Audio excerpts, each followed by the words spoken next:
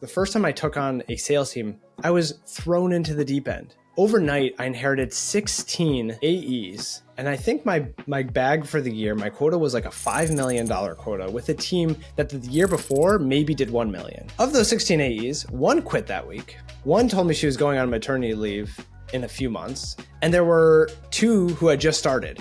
So I was already dealing with an insane situation. It was only a quarter and a half later where we actually hit our number. And it wasn't because I'm a sales pro and I'm incredible at selling. That's not what it was. It wasn't because it was dumb luck.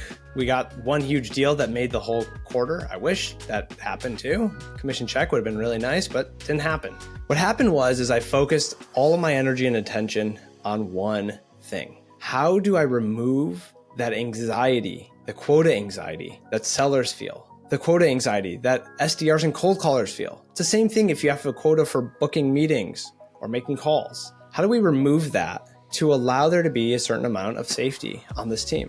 Now, the problem is, as soon as the CRO and CEO come knocking, asking some hard questions about why my forecast does not look good, as soon as that happens, it's easy to push the pressure down.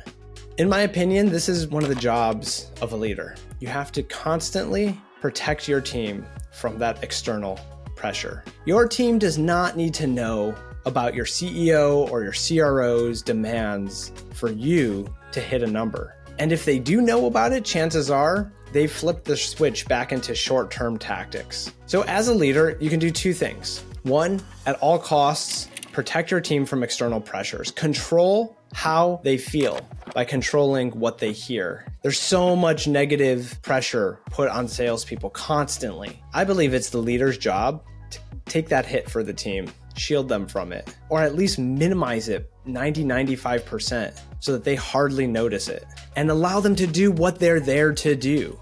Go through the sales process, work the pipeline, do prospecting and generate new appointments.